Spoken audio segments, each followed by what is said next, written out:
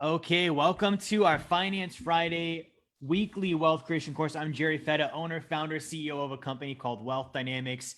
And we've been doing this course for, I think, like 4 years now, every Friday, consistently every week. The whole purpose of this is financial education. Okay, so we do these weekly because for me, financial education wasn't something I grew up with. It wasn't something that was taught to me. It wasn't something that I was able to learn from a mentor. I didn't learn it in school. Didn't really even learn it from my parents. Right. And so I feel like a lot of us are in that boat. And so when we start looking for information, it's a great search, but a lot of times it can be, a waste of time. A lot of times it can lead us into actually the wrong information. And it can actually be detrimental because there's a lot of people out there marketing out there with us, trying to get our money, trying to get us to invest with them, trying to get us to do their thing instead of, truly learning about finances. So as you're tuning in tonight, if this is your first time ever, my name is Jerry. I want to make sure that we answer your questions and that we give you a good course tonight. If you've tuned in for the previous times we've done this, you know the drill. Couple ground rules that I cover every week. So number one is get rid of the idea that finances aren't possible to learn. Okay, because they're not. I'm 29 years old. I'm a multimillionaire. I didn't go to college. I didn't grow up with money. I didn't inherit money. There's no reason, like socioeconomically and statistically, that I should be financially educated even a little bit, right? Like it's not something that should be my reality. And so if I can learn it, you can learn it, because I was a C average student. Okay, so we've got to get rid of this idea that money is just for the wealthy. Financial education is just for the sophisticated, because that's not the truth. Okay, the second thing is I want you to make sure that you also get rid of the idea that you know it all already. Okay, nobody knows everything already. Okay, if I knew everything there was to know about everything, like I would have no reason to learn. And on the topic of money, there's nobody that knows everything. Even I don't know everything. I know a lot, and I'm going to share what I know with you. But going into something with the idea that I've heard this already, I already know this. Look, knowledge is evidenced by successful application. So if I'm not successfully applying what's being taught with finances, meaning I'm winning with money, then I don't know jack. I might have heard things before. Okay, I might have read something before, but hearing, knowing, regurgitating is different than knowledge, right? So that's the second thing. And then obviously, if you do have questions, I want to make sure you ask those. We will go live throughout. So if you're on Zoom, drop your questions in the chat. We'll go live and answer them throughout the course tonight. If you're on Facebook, leave them in the comments, and I'll make sure that we stop and answer those as well. And then I also want to make sure that we're able to share this stream if we can. So if you're watching this on Facebook, get this out there. The promotion helps a ton. So make sure a lot of people see it. If it helps you, share it, get friends, family, whoever to watch as well. Now, the topic tonight is investing. Okay. How do I invest and not lose money? The safest ways to invest. Now, investing is one of the more popular topics. It's become more and more popular, I think, in the last 2 years. And it seems like everybody's an investing expert. Okay. I'll tell you what, we started promoting on TikTok. I never thought I would have a TikTok account. Now we post on TikTok like 3 times a day, which is ridiculous, but these little 15-second videos, right? And so you have to say what you're going to say in like 15 seconds or less. Otherwise, people are checked out, done, on to the next video. And I can't tell you in the comments how many people think they're investment experts because they bought crypto, because they bought a meme stock, because they did this. And it's, I think TikTok as an app is like 2 years old, maybe 3 years old. Right. And a lot of these investments or even speculations, people have only done them for two years max. So all of a sudden we're taking a 2-year track record and saying, I did something that lasted 2 years. Therefore, I'm an investing expert. No, well, let's see what the finish line looks like. It's like having a kid and saying on its second birthday, like, okay, I'm done. There's no more parenting left. That's just not the case. There's a lot more to do. Right. So with investing, like there's a lot to learn, but it also is a very simple topic. It's very simple, but there is a lot of stuff we have to keep in and know. So I'm going to talk about what are the safest ways to invest. Okay. Now, the first point that I want to cover is that investing should be 2 things. It should be safe and it should be profitable, right? Investing should be safe and it should be profitable. If it's profitable, awesome. But if it's not safe, or I'm losing money, or there's a ton of risk involved, it puts me in a position as an investor where I have to spend a lot more time learning about the investments. B, that's not passive. And C, I have to be able to then also, to a degree, speculate and time markets. If something is volatile, It means I have to buy it at the right time and also sell it at the right time, which means that I'm really not even investing anymore. Now I'm kind of trading, right? And there's a difference between trading and investing. So when we invest, we're investing for passive income that exceeds my savings, expenses, and taxes. That's the primary initial target that I have with investing. So I'm not doing anything that doesn't produce passive income, and I'm continuing to go until it exceeds my savings, expenses, and taxes. Okay. So those are my objectives. Now, when I'm investing, I'm going to hit a really quick review. Investing at its root, the etymology of that term means to clothe your capital. Okay, to clothe your capital. Okay, and no different than clothing like I wear today. There's 6 different things I look for. Okay, I only look at things that I like. I only look at things that I understand. I only look for things that fit me. I only look for things that fit my goals. Okay, I only look for things that are vital. Okay, not fads. And then I don't overpay. These are the 6 points for me of, okay, what makes up a good investment? Now, notice the first 4 of these are subjective. Okay, do I like it? That's on me. Do I understand it? That's on me. Does it fit me? That's on me. Does it fit my goals? That's on me. So this is the mistake that most people make starting off with investments, is they're investing in this like silver bullet, magical investment, whatever it might be. And they're saying that's the object. Okay, that's the thing that's going to get me financially independent. No. The thing that's going to get you financially independent is you understanding yourself. What do I like? What do I understand? What fits me? What fits my goals? And then taking any investment that I might look at or speculation that I might look at and running it through these filters. Okay, it doesn't matter whether it's private lending with real estate or it's Bitcoin. Do I like it? Do I understand it? Does it fit me? Does it fit my goals? There's no holy grail of investing where I'm like, oh, that's the thing. Okay, because I can take any investment out there and I can match it up with someone and show you that they don't like it, understand it, it doesn't fit them, it doesn't fit their goals. Okay, now these build on each other. If I don't like something, am I really going to learn about it? Right? If I'm on this course tonight and I'm learning about money, it's because to some degree I like money. I have an affinity for it. Otherwise, I wouldn't learn about it. Right? I don't learn about things I don't like. You don't either. So if I like something, that gives me the motivation to say, okay, I'm going to try and understand this thing. Okay, I'm going to try and learn about this thing. Right? And then I jump into, okay, well, I've understood it. Now, because I understand it and I like it, I can determine, does it fit me as an investor? Right? Like, what's my investing style? What's my risk tolerance? Like what, just like with clothing, like what's my style? Right? For me, I like a lot of control. So I don't invest in things where there's not a lot of control. I don't like putting a lot of time into the investment. I like to set it up and know that it's passive. So I'm not going to invest in something that requires a lot of my time. That's why I'm not a landlord. Right? And then does it fit my goals? My goal here, like I said, is passive income greater than savings, expenses, and taxes. Okay, PI greater than set. So if it does not accomplish that, it doesn't fit my goals. Right? That's why I don't do, the retirement system. That's why I don't invest in crypto. That's why I don't buy tech stocks. That's why I don't buy any stock, because it doesn't help me achieve passive income greater than savings, expenses, and taxes. See that? And then I get into, okay, is it vital? Like, food, shelter, clothing, transportation, water, education. These are all things that are vital that people need. So if I invest in that, there's always going to be demand for them. And if I can supply that demand through my investments, all the better. Right? Speculations aren't vital. Like, you can get rid of them and no one's going to miss them. People lived life before speculation. People didn't live life before water. People didn't live life before food. They didn't live life before shelter. Like, those things are hand in hand with being able to live. So if I invest in those types of things that are vital, then I secure my position economically. There's not these ups and downs anymore. Right? And then I don't overpay, which means I know the difference between price and value. We've talked about this before. Now, if you guys are clients or followers of mine, you've heard me talk about these over and over and over, these 6 points. And you're like, God, are we done talking about the 6 points already? Okay. No, we're not. Because here's the thing. Can you be bribed? Okay. And you might think this question has nothing to do with investing, but check this out.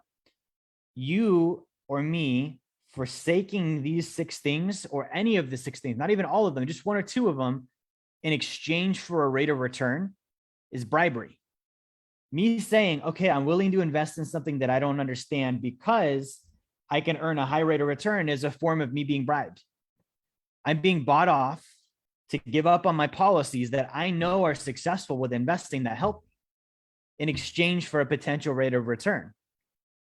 Right. Or me investing in something that I don't like. And I'm like, man, I can make money at it. I get it. It makes sense, but I don't like it. But I'm going to forsake that. I'm going to overlook the fact that I don't like it because I could earn a rate of return is a form of me being bribed. I'm being bought out. I'm making a decision against my better judgment simply because of dollar signs and percentages. Okay. I would submit that, and this is investing, but I would say in general, there's not a more shallow way to live. A man or a woman that's willing to give up on their principles and their values simply for money, right? Now, here's the kicker is when we give up on these principles, we actually have the higher potential of losing money. Okay. Because we don't like it, we don't understand it, etc. Okay. So I have to be so adamant and firm on the fact that I'm not willing to be bribed. There's no shiny object you can show me. There's no rate of return you can show me. There's no special percentage you can show me that makes me say, yeah, I'm willing to do all this stuff. Okay, I'm willing to jump into the investments and forget about all of the 6 points here. Okay, because if we bring this back to clothing, like, and you were like, okay, well, I'm gonna wear, am I gonna wear clothing I don't like? Am I gonna wear clothing that I don't understand? Am I gonna wear clothing that doesn't fit me? Am I gonna wear a snowsuit to the office where it doesn't fit my goals? Okay, am I gonna wear, $1,000 shoes and no pants? Right? Am I gonna pay way too much money for the $1,000 shoes and I don't have pants because I couldn't afford them because I overpaid for the shoes? No, we wouldn't do any of that. And that's with something as simple and basic as clothing. Why? Because we really, really understand clothing. We really understand what we do and don't like with clothing, and we really, really understand clothing ourselves. The thing, like the pants, the shirt, we understand that object. So if I'm willing to take a bribe and say, for a higher rate of return, I'll skip out on 1 or 2 or 3 or all of these things, it actually means I don't have the first 2 points. Okay, I don't really, really like investing enough to care. I don't understand investing enough to know the difference and actually put my foot down and say, hey, I have policies I follow. Right? So that's the first thing I want to cover here. Can you be bribed? And the answer should be no. Never take a bribe. Never forsake your policies with investing, clothing your capital for just a rate of return.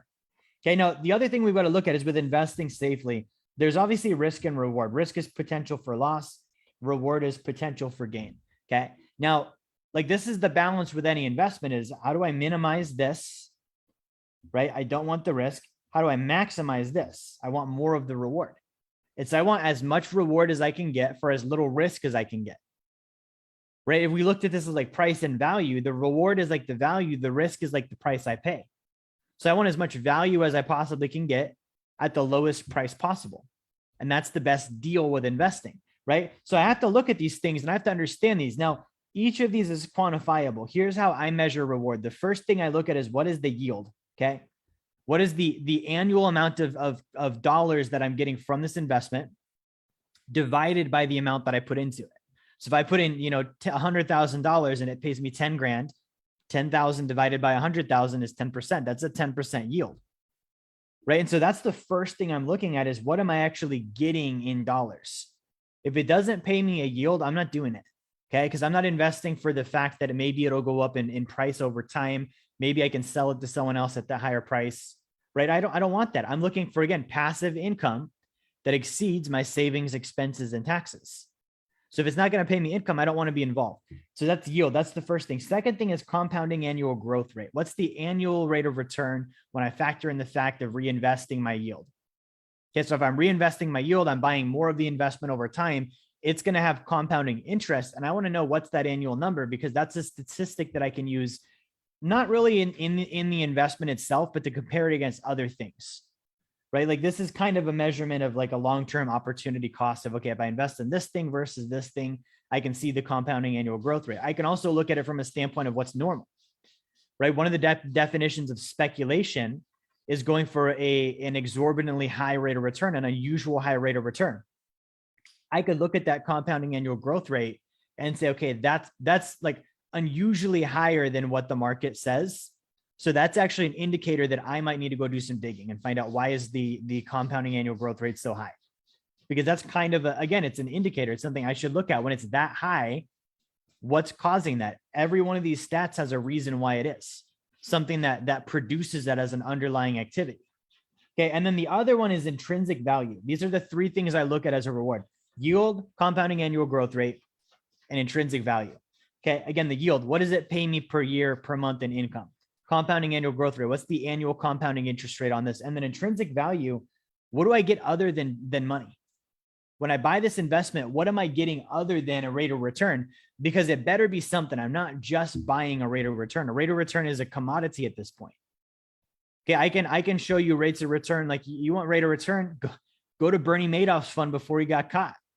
Great rates of return, right? It literally doesn't mean anything in and of itself. So then I look at, okay, well, what am I getting other than the rate of return? And this is kind of my big three here. Now, the other one is risk. Okay. So with risk, I also look at compounding annual growth rate. Like I said, if the compounding annual growth rate on an investment is unusually high, to me, that's a sign that it contains risk. Okay. Risk and return are analogous, meaning when one goes up, the other typically follows. So the more the risk, I can usually say the more the return. The more the return, I can usually also say the more the risk. So I'm going to look at the return and I'm going to gauge, okay, I know that I can pretty conservatively in my own portfolio make 8s and 10s and 12s. So if something is like 40 or 100% return, I know that's risky. Why? Because that's way higher than the usual. Right? And it doesn't mean it's bad. It means that's an indicator. I need to pull the string on that. I need to investigate. See, and again, this goes back to like, how secure am I on my 6 points? If I don't understand the investment, I'm going to get defensive. Someone's like, you're making 100% annual return. There's a lot of risk there. I'm like, no, and I start, attacking their investment. And that means I don't understand my own investment. That is something that I want to look at, because here's the deal. If it's that high, I want to know what's causing it. Because even if it's not risky, if I don't know what's causing it, then how do I know if it's going to keep going? How do I know when it stops? How do I know when it's going through a low? How do I know how to strengthen it to make it higher? So it's not even just that the rate of return or the compounding annual growth rate is so high that it's bad. It means that that's something that I should investigate, because it's either going to be a negative thing and I'm going to find that and keep myself out of the investment and keep myself from losing money, or it's going to be a positive thing where I'm like, okay, I can see why this is, and I actually know how to control it and I know how to predict it because I investigated. Okay. So this is the risk measurement on compounding annual growth rate. The other one is standard deviation, right? So we have our compounding annual growth rate. Let me see if we can graph this out really quick. We have our compounding annual growth rate of, let's say, 8%, just to give us a number. Okay. Standard deviation means, so compounding annual growth, that's the average. Standard deviation means what is the upswing and the downswing on average. Okay. Because no investment is just like this. It's always going to be up and then down and then up and then down. And what are the peaks and what are the troughs? And the average of those swings, that pendulum of up and down, is my standard deviation. Standard meaning normal. What's the ordinary? Deviation meaning the change. So what's the normal change that I can expect to make on this investment on top of that annual, 8% rate? So let's say my standard deviation is 10%. Okay. That means on average, the middle of this is 8. I can expect it to go up to 18. Right? So that's plus 10. And then I can expect it to be -2. That's down 10, right? 8 plus 10, 18%, 8 minus 10, -2%. So anywhere between -2 and 18 is a normal range for me. And I know that my average will be 8. So when it's in years where I'm making, 16% as opposed to 8, I know that that's normal. I shouldn't be like, oh man, that's crazy. All this. No, it's normal. If I go down, I do 6, I do 4, or even lose -2, that's normal. Long term, I know it's still going to average out to 8. Okay. So when I'm looking at this, I don't want a huge standard deviation. The reason why is if I'm investing where there's a huge standard deviation, chances are I'm investing for appreciation, meaning I'm hoping the price is going to go up so I can sell it at some point. That's because I want to catch that ride up, right? So if I'm going to sell it at some point and I'm looking at that rate of return and I'm like, okay, that's the point I want to sell. Now I'm into market timing. Okay. I'm no longer investing. I'm speculating, right? So I have to be able to time the market. What if I time it wrong? Okay, because nobody can actually time the market. It doesn't matter who you are, you can't time it. It's impossible. It's complete random. Okay, so if I'm looking at this and I'm saying, okay, well, my average is 8, but I want to make, the 18. Well, when is the 18 going to happen? Okay, and then when I get into the 18, do I have the discipline to sell at 18 and not hold out because I think it's going to go higher? Can I actually obey my stop losses? And again, this isn't even investing at this point. This is 100% speculation. Okay, same thing, buying. I have to be able to buy at the right price. So it becomes a question of where am I at on this pendulum, and am I striking and getting in at the right place and selling at the right place? And I don't think anyone can truly say that they have the technology and the foresight to actually track that. Okay, like even the best, they're just going off patterns and hoping their patterns and hypotheses are right. So standard deviation is how I measure risk. The other way that I measure risk, let me go back to my chart here, is called a max drawdown. Okay, max drawdown means what's the single year biggest drop that the investment's ever had. Okay, so for example, like a max drawdown, I think on gold, all-time drawdown, worst year, negative 30%. Okay. Now, again, I want to look at this because what's standard is maybe, 10 or 15, but what's maximum? What if maximum repeats itself? Am I okay with that? Right? The max drawdown, I think on, for example, Bitcoin is 80%. Standard deviation is 75%. That's quite the swing. Right? So am I timing it at the right time? And again, if I'm timing it, I'm doing that. Am I really passive? Am I really investing? I don't think I am. Right? So these are all things I look at. This is how I measure risk and reward. Now, here's the thing, guys. If I lose money, this is why I don't want to lose money. Loss has no value. Okay, so if I lose money, I didn't get anything from that. Right? Like I lost. I might as well have spent it or given it away. At least then I got something. Right? I spend it. I can get, shelter, food, an experience, fun, whatever it might be. I give it. I can get fulfillment, satisfaction. Either way, the money's gone. I'll never see it again. Right? But a loss contains no value. I don't get anything. It doesn't produce anything. The only thing I might get is a really expensive learning experience. Okay, but I have to look at that and realize like a loss is one of the most economically and financially valueless experiences there are. Therefore, I should try and avoid it out of that. Right? So someone that is like glib with loss, glib means they're like nonchalant, they don't care. Right? They're like, oh yeah, I know I could lose money. If they're like that, it goes back to this point of they don't really understand what they're doing. You're telling me you're fine with participating in the most valueless financial activity that exists, losing money. Right? Like at least when you gamble, you have fun and you get to hang out in the casino. If you lose, you were on your freaking smartphone clicking buttons and now your money's gone. There's no value there. So we want to avoid losses for that reason. And then the other thing that has no value is non-use. Buying and holding forever. There's no value there. It doesn't produce anything. I don't get anything out of it. And so these are the two things that I avoid because they're equivalent to each other. I avoid things where I have a high chance of loss, which is measured by an extremely high compounding annual growth rate, an extremely high standard deviation, an extremely high max drawdown. Right? So that's my chance of loss. And then something that has non-use. For example, putting money in a retirement account that I can't touch till I'm 60. I'm 30. So for the next 30 years, I have non-use. It's of no value to me. It doesn't produce anything in my life. It doesn't help me. When I'm 60, I might. Right? But for me, my story, guys, I was my mom's financial advisor. She died at 60. The year she was supposed to go to take retirement withdrawals, she died of stage 4 colon cancer. So I'm telling you from firsthand experience, don't wait till you're 60. You don't have to, right? Like we want to invest in things that we can use now. Now, what does that look like? When we invest in things that we can use now, it's things that we get benefit from today. We get income from them today. We can borrow against them.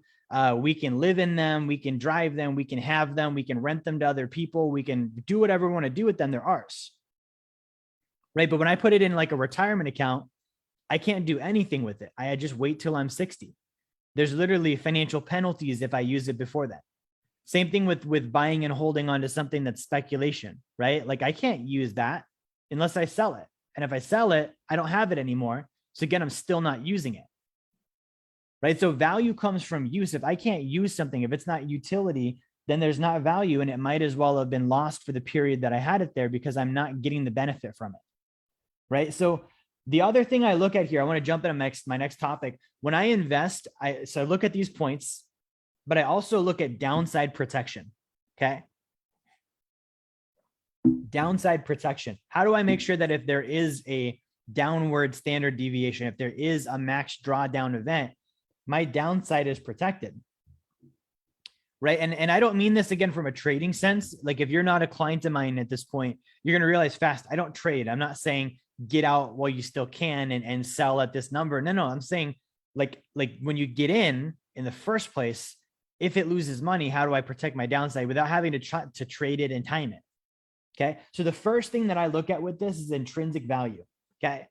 And I talked about this a minute ago, but again, intrinsic value, what am I getting other than a rate of return, other than $1, other than a percentage? Okay, because if I don't make money, what else is there? The investment doesn't do well, what else is there? So I'm looking at that. So for example, let's say, I invest in a piece of land or a piece of real estate. If I don't make money and the property doesn't, produce rental income or whatever it might be, I still own real estate. I could live in that. I could use it. I could still find a tenant. I can still do things with it, right? Let's say I buy a business, okay, and the business fails. Like it goes out, there's nothing. But let's say the business, they owned a building, they owned products, they had a list of clientele, they had inventory. That's all things I get. Regardless of the fact that the business wasn't profitable, I get those things, right? So that's intrinsic value. And so that's what I'm looking at when I'm investing is, okay, what's the intrinsic value? What do I get other than a percentage, other than a rate of return, other than earnings? Okay, because that's again, a downside protection. Market drops, boom, I still have things. And these things can be sold, they can be used, they can be leased, they can be rented out, they can be financed out. There's a lot of things. They could be donated for a tax deduction. I can still get something out of it. Versus investing in let's say I invest in a tech company that has no earnings, right? No profit. Let's say it's like a Tesla. Okay, very little profit. I buy it because I think it's going to go way up in price and I can sell it to someone else in the future. Let's say Tesla goes bankrupt. What do I get? Nothing. Right? Even when I get it, I don't physically even get to hold the stock certificate. So I'm not even in custody of my own stock. But worst case scenario, it goes bankrupt, it goes under.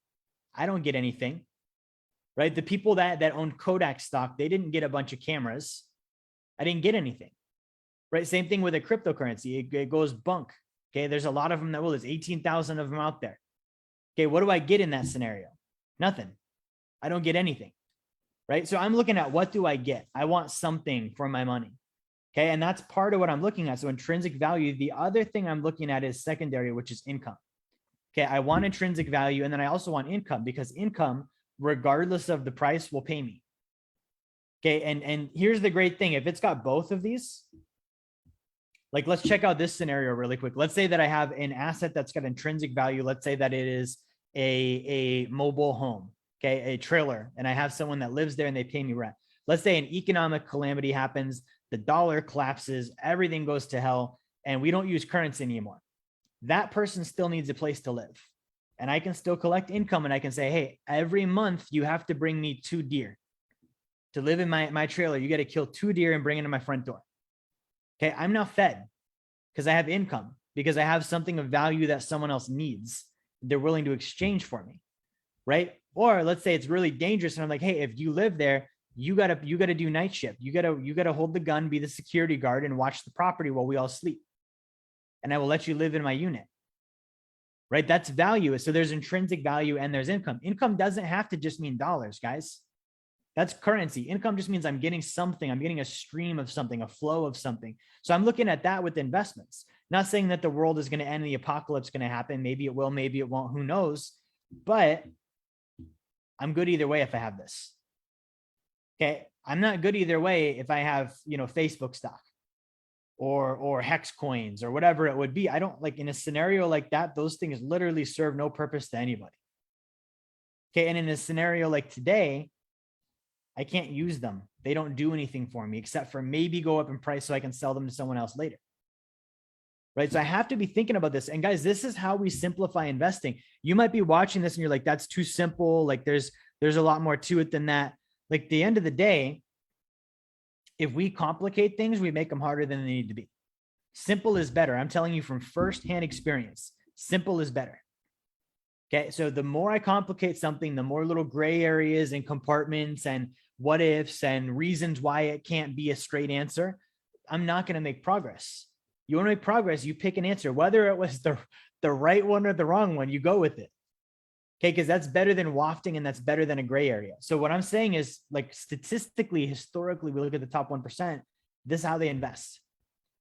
Okay. And when they're billionaires and super wealthy, sure, they speculate, right? John Rockefeller, he got into stock trading after he was wealthy. JP Morgan got into Forex trading after he was wealthy. Elon Musk got into cryptocurrency after he was wealthy. Okay, we don't want to put the carriage before the horse. I'm telling you, this is how they got to the point where they could do those things. Right? Now, the other thing I'm going to look at here is, so again, what other than percentage, other than money, what do I get? The mistakes that can be made. So if I'm an investor, there are mistakes I can fall into with investing, trying to chase returns and avoid risk. Right? And that's translated emotionally into fear and greed, right? We've got fear chasing, the avoidance of risk. We've got greed chasing the return. Those things have been around forever, right? So the mistakes that we can make on this, and actually we have a question. Let me answer this question. We have Nicholas here. He said, good evening, everybody. So let's do this. Let's answer some questions for a few minutes. If you guys have any questions, drop them in the chat, drop them in the comments. If you're on Zoom, we'll go live for a minute. Nicholas asks, good evening, everyone. I'm a first timer, new member of Wealth Dynamics U. Question, I'm in the process of a streamlined FHA 20-year refinance at 3.75. Would a HELOC be more advantageous instead of the refi or after the refi? So Nicholas is asking, he's saying he's refinancing into a 20-year home equity line of credit at 3.75% interest rate. FHA, I'm guessing is probably a rental property, maybe that he's living in. It could be a primary residence. And he's asking, is a home equity line of credit better to do instead of the refi or after the refi? So, Nicholas, I don't know if you're familiar with my book, Blueprint to Financial Freedom. So in this book, we go through a couple different phases on building financial freedom. One of them is phase 2. On phase 2D, phase 2C, 2C is when we do the HELOC. Okay, so the HELOC we do at a specific time in a specific sequence. And so it's at that point. If you're buying a home before that or refinancing before that, I typically recommend just stick with conventional for now. Okay, if you're buying a home, it should only be because it reduces your cash flow. If you're refinancing, I would say the same thing. It reduces your cash flow. I wouldn't be doing a cash out refi. I would just be locking in a lower interest rate and then just paying into it until you're ready on phase 2C, and then you can hit the HELOC at that point. And then the benefit there is the HELOC, that'll bring even more cash flow in, but there's no amortization. And that's why you want to make sure you've got all of your ducks in a row first. Do the HELOC at the point where you can start throwing a lot of cash into it, right? And then you're able to start using that for investing for passive income as well. Good question, by the way. All right, let me see if we have any other questions really quick before we dive into the mistakes section of this. Good, I don't see any here. Cool, so let's get back into it. So mistakes. So one of the first mistakes that investors make that leads to not being safe with investing, chasing hype. Investing in something because it's the hot stock or the hot crypto or, the thing that everyone's talking about and it's all over CNBC. I want you to realize, and I've talked about this before, in the investing and finance world, hype is created. Hype means that a Wall Street firm or a bank put marketing money behind something and they're making a market. They're manipulating. They want you in it. So when there's hype, that's almost always a reason I don't invest, right? If there's a bunch of euphoria and everyone's doing it and you get in your Uber and the Uber driver's talking to you about it, I'm not getting involved. I'm not doing it. It doesn't matter what it is. So if you notice, if you're a client of mine, most of the things I buy and most of the things I talk about, you buying are things that not a lot of people are talking about. Right now, gold, kind of the underdog. No one talks about it. When's the last time you had a conversation with someone about life insurance? Where they were like, oh, have you put money into life insurance yet? Never. People don't do that. What about private lending? Nope. People don't even know what that is. Right. So you want to invest where people aren't. Right. Like it's kind of like we have the pool here at my place. When there's a bunch of people in the pool, I'm not getting in. That's disgusting. I'm sorry. I don't know if they bathed. I don't know if their kids pooped or peed in it. I don't know what they've been doing. it's hot here in Florida. Like, I don't want that to be on my body. Right. So I'm not going to get in the pool when there's a bunch of people. So I'm not going to get into an investment when there's a bunch of people. It's no different. At the end of the day, I'm going to come out dirtier than I was, and I might lose my swimming trunks while I'm at it.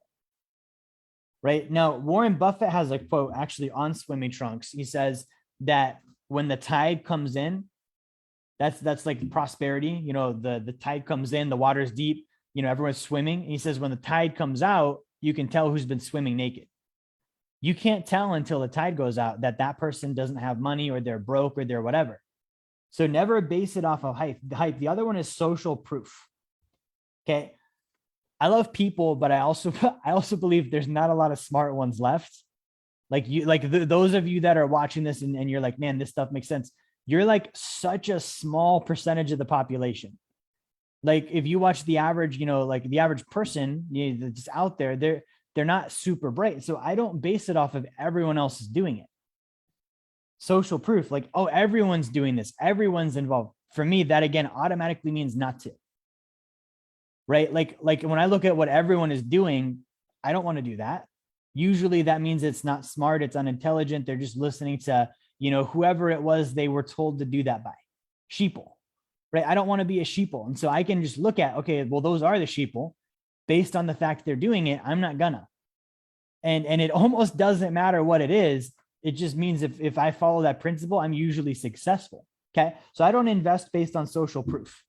I don't look at other people for validation. I don't look at gurus and influencers. And it's ironic because you guys are watching me. I'm not an influencer or a guru. I would like you guys to consider me more of the anti-guru. You don't see me driving around in a Lambo. You don't see me making videos in mansions. You don't see me doing any of that. You see me practicing good financial habits and telling you to do the same. It's super boring, but it works, right? Kind of like going to the gym. I don't need a bunch of sexy stuff, right? I need good nutrition and weights and some cardio. Okay. So social proof. The other one is diversifying, right? Diversifying.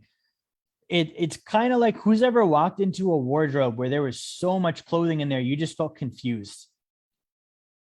You're overwhelmed. You're like, I don't even know where to start.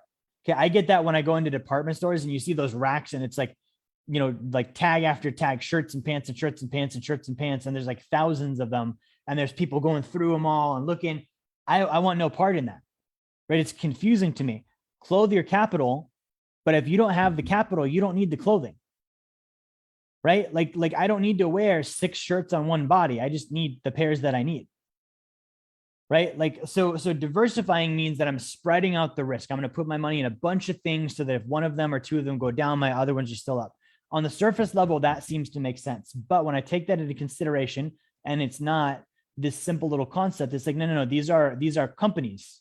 Or these are properties, and all of them have financial statements and market sectors and balance sheets and accounting and bookkeeping and taxes and compliance.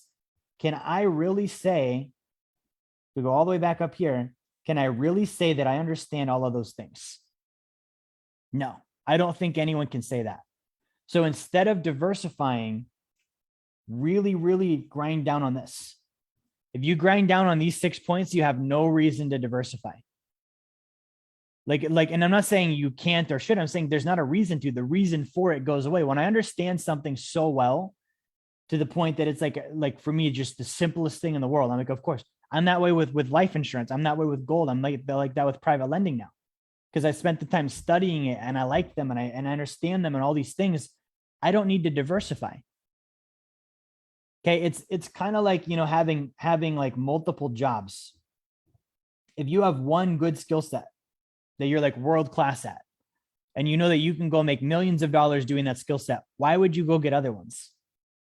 Like go all in on that one. I was talking to a guy about this week and he's looking at working for us. And he's like, yep, right now I'm doing, you know, some digital marketing. I'm doing, you know, some financial services somewhere else. I'm doing some real estate. I'm looking at getting into this. And it's like, dude, you need to pick one thing.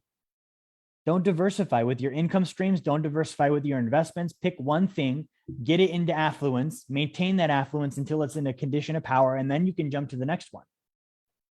Okay, but you actually have to be able to fill out all of these things you're diversifying into. There has to be a reason for them.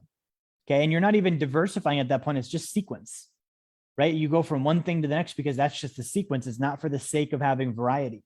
Okay, so diversifying is a mistake. The other one is investing in things that have no earnings. Okay, this happens especially prevalent in the stock market right now. Earnings are such a rare thing. And when I say earnings, I mean profits. Earnings are such a rare thing that most people are willing to overlook them. And the stock market keeps going up because of that. Okay, people are buying based on these things. They're buying based on hype. They're buying based on social proof, and they're buying just for the sake of diversifying. Oh, let me put a little bit into that. Okay, and what that does is it's, again, more people getting in the pool. The water is rising once again.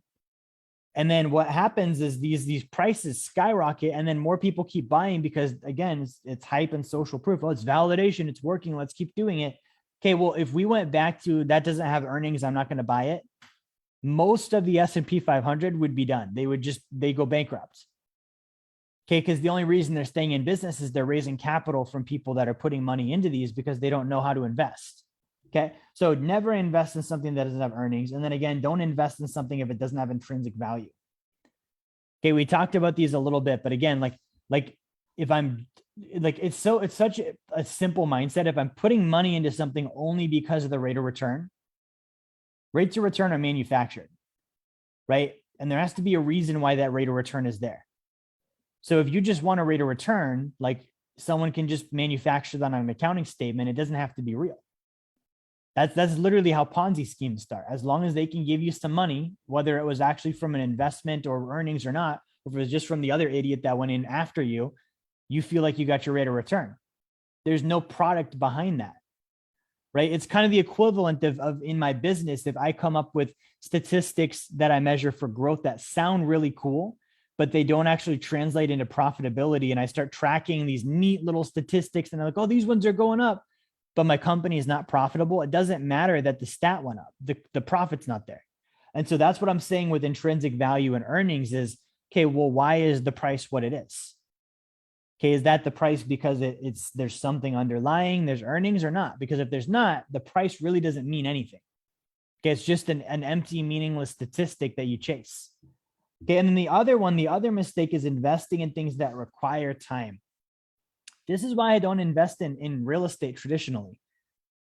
Okay, like I don't want to be a landlord. I don't want to fix your toilet. I don't want you calling me at 3 a.m. Like I don't even have relatives that I would want calling me at 3 a.m. What makes me think the guy paying $900 a month to live in a unit of mine is gonna get that privilege? Okay, so I don't invest in things that require time. That's not an investment. That's a job. If it's requiring my time, it's a job. Thank you very much. I already have one. I'm plenty busy with my business. I don't need another job. And this is what happens is a lot of people, they start making money and setting aside, and you just hear this empty blanket statement of invest in real estate, put your money in real estate. Okay, well, what kind? And in what location, and what kind of tenants should I get, and how do I manage the thing? And then what about the debt? What about the mortgage? Do I do a fixed traditional? Do I FHA? Do I go variable interest only? What about maintenance and repairs? How do I handle cost segregation? All of these things come up into the blanket statement of do real estate.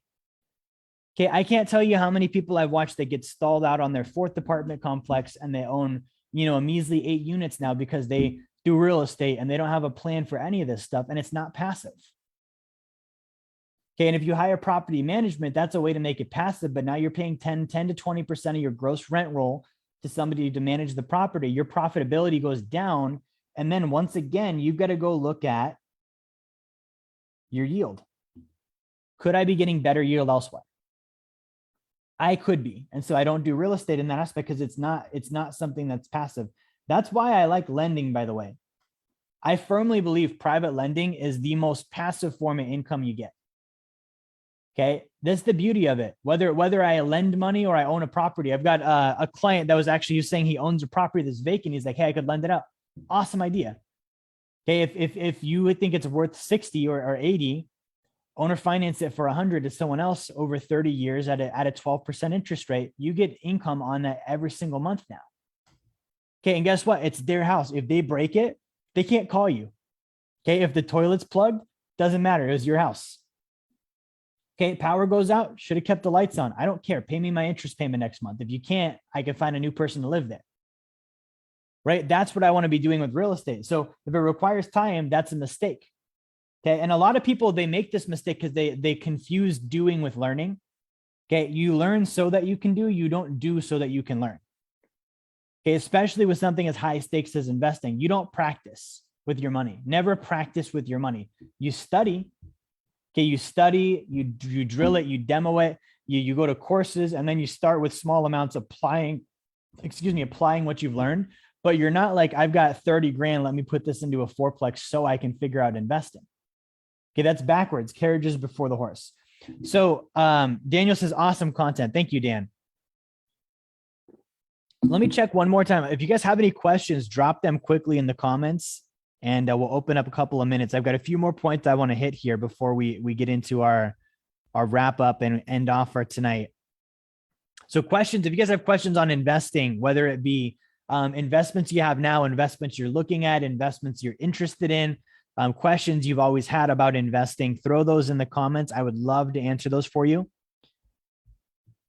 Justin says he actually talked with someone last night about life insurance. Justin might be one of the only people I know that would not only have the ability to talk about life insurance with someone, but also be interested in it. I think a handful of my clients are up on that same list, but there's not a lot of people that actually know how to. And then on top of that, it's not like an exciting thing for most people. So I love that Justin has both of those boxes checked. Justin says not very many people are spending their Friday night learning about finances. And that's honestly, it's probably not the best night for us to do Finance Friday, but I did that because on Friday night, that's usually the night everyone unplugs.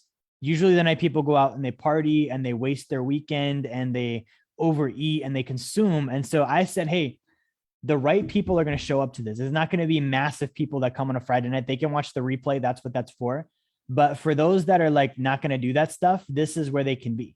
And that's my ideal person that I want to work with and help.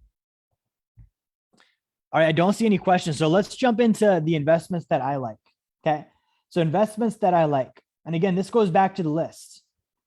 Okay. What's the first point on clothe your capital? What do I like? Okay. If I don't like it, I want to invest in it. If I like it, then I'm going to dive into then learning about it and understanding it.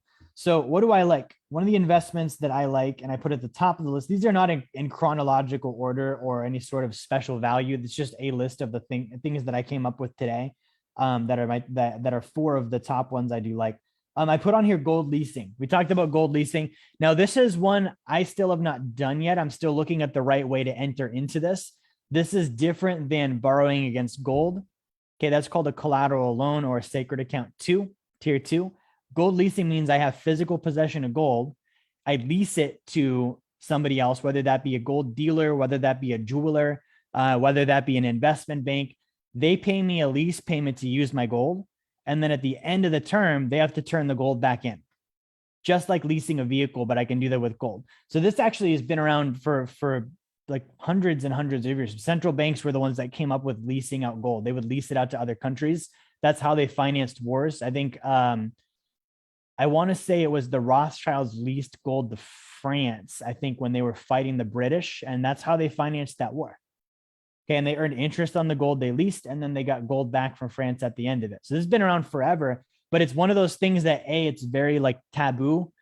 Like, again, you talk about who's been using it. Oh, the people that double finance the both ends of wars use it. And it's like not a topic that's fun to talk about.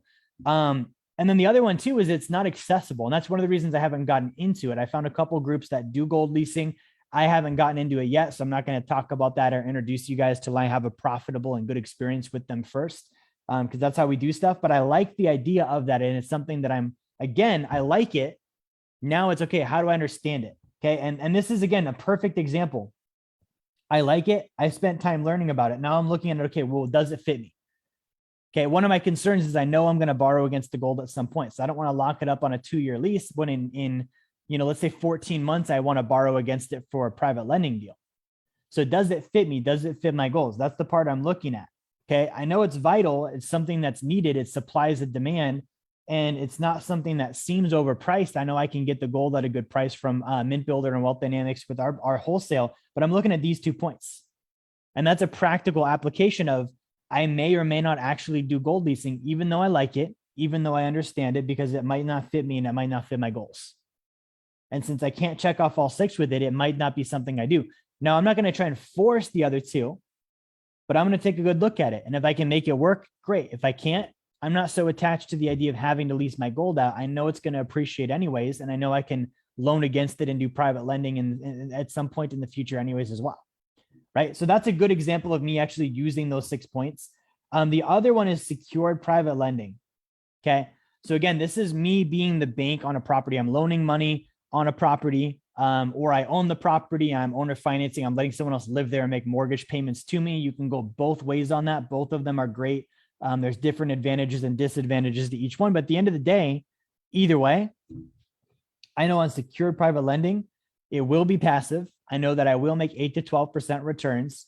And I know that I've got downside protection, right? If that interest payment doesn't come in, that property is mine. Right. And so that's something I like. That's something that I've talked about quite a bit. I also like managed Forex. This is actually with legitimate hedge funds. There's illegitimate ways to do Forex. Okay. One of them is when the guy on Instagram sends you a DM and he's like, I got this Forex bot. You should invest. Don't do that. You're going to lose your money. The other way is doing it yourself.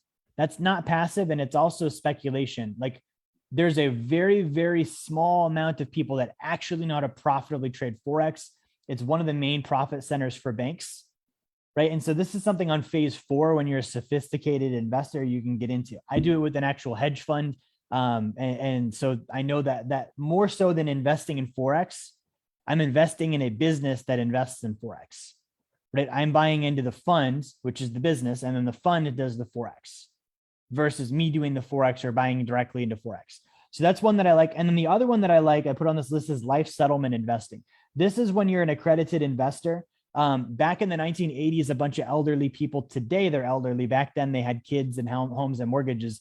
They all bought universal life insurance. Long story short, they got screwed over. Their policies are lapsing. And so this is a way we're actually going and helping them. We're saying, hey, you're going to lose the policy anyways. We will buy it from you for 3 or 4 times more than the insurance company is going to pay you. And then we'll just take over your premium and you name us as the beneficiary. So we get the death benefit when you pass away.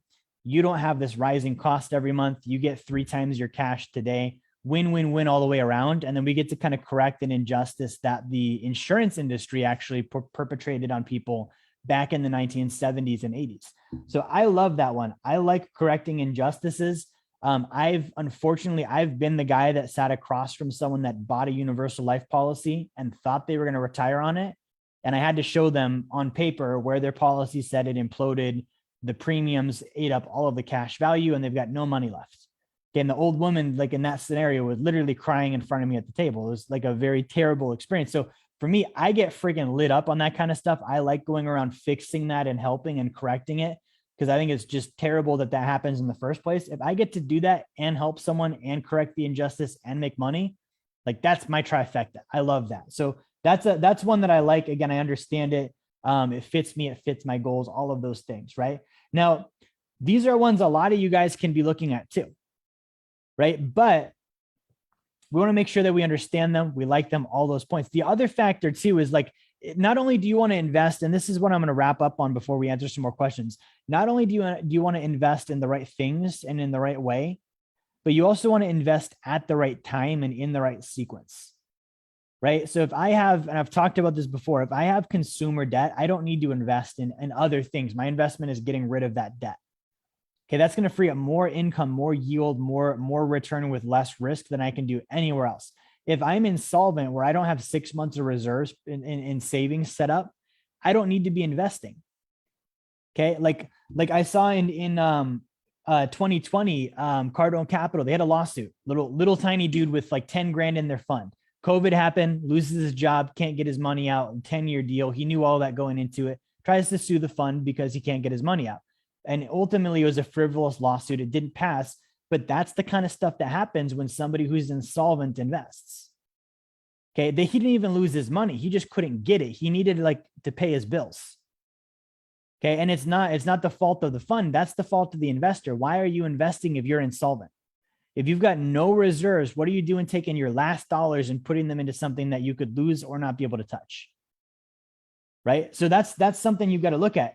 Do I have debt? If yes, I don't need to invest. Am I insolvent where I don't have reserves? If yes, I don't need to invest right now.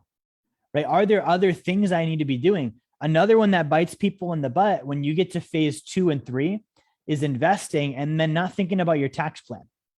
And I've done this before. It's I take my 100 grand or my 200 grand or whatever, and I stick it into a deal. And then next month I find out that I needed that 100 grand to put into this thing over here to reduce my taxes. Now I don't have it because I put it in a deal and I can't get it out of the deal. Right. So I look at that first and I'm like, okay, well, do I need to pay off debt? Do I need to build solvency? Do I need to protect my liabilities? Do I need, tax planning? Do I need a down payment? All those things come first. Then I'm going to think about investing. Right. It's not this thing we get taught of do it now, do it early. That's Wall Street, guys. What they're really saying is give it to us now, give it to us early. They make fees on your money. The whole, start soon when you're 18. Yeah, of course they'd want that. They want your money from the time you're 18 till you're 80 and you're dead. Right. And they're going to make fees and commissions the whole entire way. Okay. So don't start now. Don't start soon. Start when you're ready. Do the right thing at the right time, in the right sequence, in the right way. Okay. And if we can't do that, let's not do it at all. Okay. Now, the last thing I want to say here is investing. If we do lose money, the losses are the responsibility of the loser. And I know that this isn't fun, especially for someone that's lost money, be like the loss of the responsibility of the loser. And I've not lost money before, but for someone that has, like, that's the way it's treated. You can't go tell on them and be like, hey, they lost my money, make them give it back. That's not how it works. Anyone that's lost money, it's gone. Okay. Even if there's an investigation, like for example, Jordan Belfort, Wolf of Wall Street, dude still owes $100 million to people. Negative $100 million net worth. Okay. He lost their money. He went to prison for it. He's now out of prison. He's a millionaire in income. Again, he's making money in a business and he's not paying these people back. Okay. Because it's their responsibility. At the end of the day, nobody's going to go make an investor whole after they get lost. That's why in every investment you do, they make you sign a disclosure saying, I understand the risks. I understand that I could lose my money. I understand that I can't do anything. There's no recourse. And that just comes with the territory because no one is going to be responsible for your losses. So the ultimate way that I can be responsible for loss is to avoid the loss by knowing about it, by being educated, by applying the stuff we learned on the course tonight. So guys, I'm going to wrap this up. I do want to see if there's any further questions. So if you're in the comments, if you're on Zoom, I'd love to chat with you. Drop your questions in the chat. Same thing if you're on Facebook. I would love to hear from you there as well. All right, let's check Facebook first. Justin, Brad, good to see you. Good to see you, Andrew. Daniel, good to see you. Justin said Friday night is the perfect night to host the call. I totally agree. It is a little later than it was in Alaska. I think in Alaska it was like 6 or 7, but that's okay. We're getting used to the 10 p.m. call now. Good. I don't see anything on Zoom actually. Let me just check the chat one more time. If you guys have any questions, anything last call that you'd like me to cover, go ahead and throw those down in the chat. Otherwise, we will wrap things up tonight. Nothing on Zoom. Let me check Facebook one more time. And then for those of you that are watching, if you're watching live, if you're watching the replay, again, if you have not gotten a copy of my book, this is called Blueprint to Financial Freedom. Okay. You are not going to get this information anywhere else. This is, again, the right thing, the right way, at the right time, and in the right sequence. Okay. Never before have I seen that with finance where all of those boxes were checked. And again, this is a book I wrote in 2020 during the pandemic. This book has been in me. I wrote this in less than 2 weeks. Okay. Wrote it, had it off to publishing in less than 2 weeks because I knew that this was needed. I spent years researching the top 1%. So if you're brand new to wealth building and you're like, where do I start? Page 1 of the book. And if you read all the way through, by the end of that book, you'll know exactly what you need to do, how you need to do it, the right way to do it, when to do it, and also in the right sequence in order to build financial independence. Okay. And if you're somebody that's like, you've tried building wealth, you're like, I did, the Kiyosaki thing, I did the Cardone thing, I did the Ramsey thing, I did these guys and that guy and this other guy, and you're still not getting traction, try this book out. Okay. The best way to clear up confusion is to plug into one source, pick one thing and just do it. And ignore all the other things you could be doing and just do that one thing and you'll make progress. So grab the book if you go to jerryfetta.com/B2F. That is jerryfetta.com/B, the number 2, the letter F. Otherwise, I think that's all we have for you guys tonight. We will be back again next Friday, 10 p.m. Eastern time. Hope you guys have an incredible weekend and a great night. I'll talk to you next time.